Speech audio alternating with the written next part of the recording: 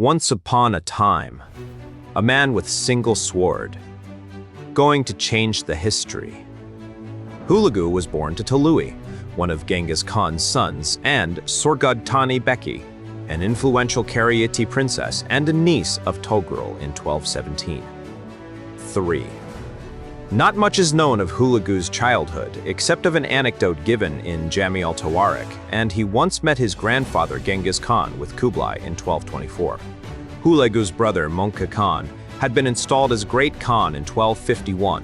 Mongol charged HULAGU with leading a massive Mongol army to conquer or destroy the remaining Muslim states in southwestern Asia. HULAGU's campaign sought the subjugation of the Lurs of southern Iran. 3.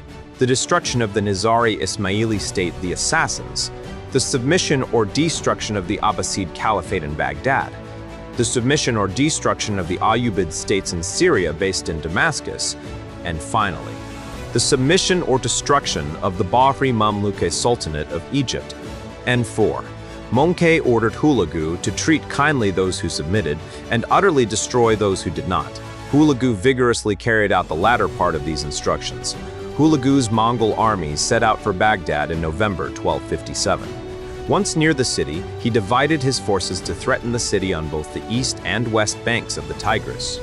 HULAGU demanded surrender, but the Caliph, al-Mustazim, refused.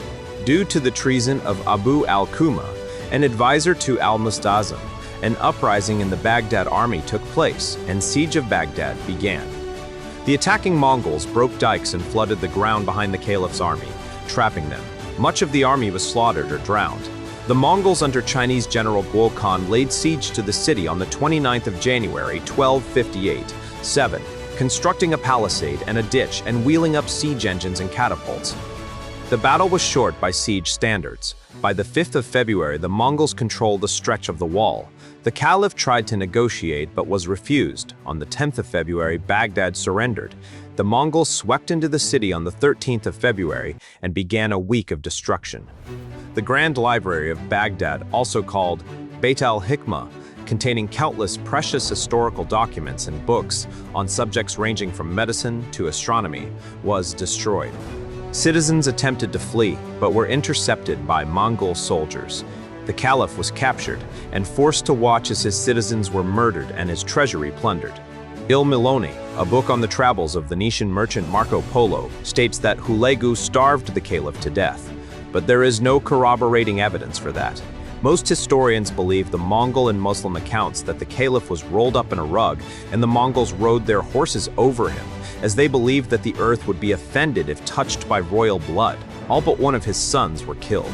Baghdad underwent a severe decline in importance after the siege, although according to historian Michal Birin, HULAGU ordered the city rebuilt and the libraries were reopened within 2 years. Smaller states in the region hastened to reassure HULAGU of their loyalty, and the Mongols turned to Syria in 1259, conquering the Ayyubid dynasty and sending advance patrols as far ahead as Gaza. The Mongols, for their part, attempted to form a Frankish-Mongol alliance with, or at least demand the submission of the remnant of the Crusader Kingdom of Jerusalem, now centered on Acre, but Pope Alexander IV had forbidden such an alliance.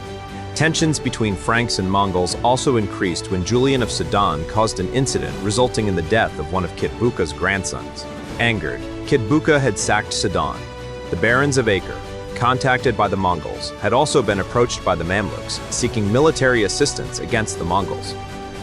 Although the Mamluks were traditional enemies of the Franks, the barons of Acre recognized the Mongols as the more immediate menace.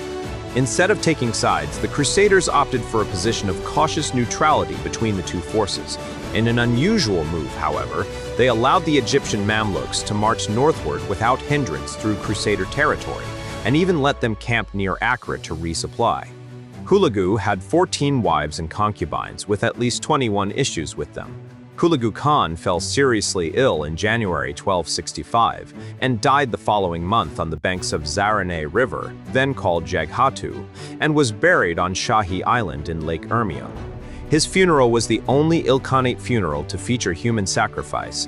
30.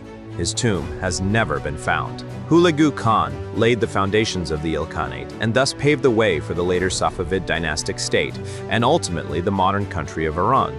HULAGU's conquests also opened Iran to both European influence from the west and Buddhist influence from the east. HULAGU also patronized Nasir al-Din Tusi and his researches in Maragay Observatory. That's all.